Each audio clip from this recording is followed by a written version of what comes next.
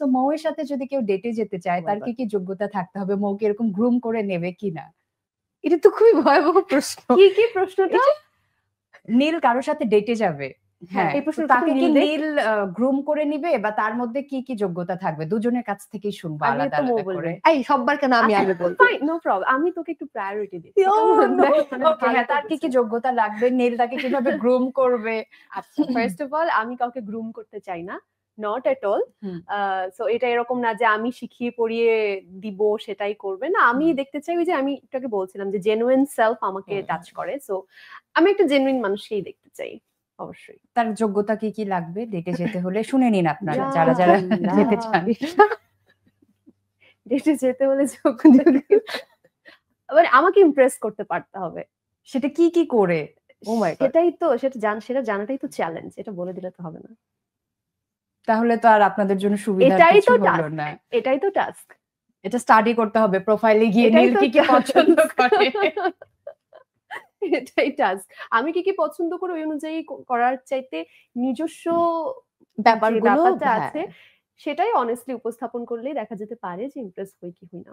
আচ্ছা মো প্লিজ, মানে এত অ্যাবস্ট্রাকশন আমার দরকার নেই। না ক্রাইটেরিয়াটা বলেই ফেলো। এরকম করে তো হুট করে কখনো ডেটে যাইনি, এটা বলাটা কঠিন। প্রেম করেছি টানা দীর্ঘদিন, তারপরে আমার জীবনের গল্প আসলে সবাই জানে। বাট এরকম আলাদা করে ডেট করার জন্য মজা করতে নিয়েছিলাম, করো নো প্রবলেম।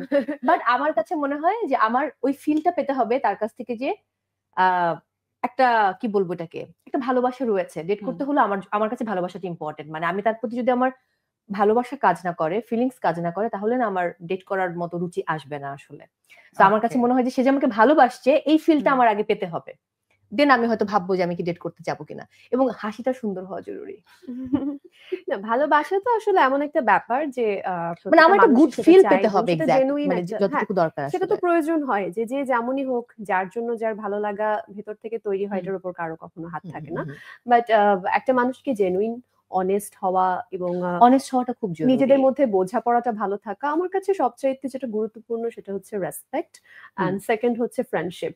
সো রেসপেক্টটা ইজ আ মাস্ট সবার আগে, আর ফ্রেন্ডশিপটা হওয়া মানে আসলে সব ধরনের আন্ডারস্ট্যান্ডিং বলো, যাই বলো, একটা সম্পর্কের মধ্যে আনন্দ বলো, খুনসুটি বলো, সবকিছু খুব সুন্দর সেটেলড হয়ে যায়।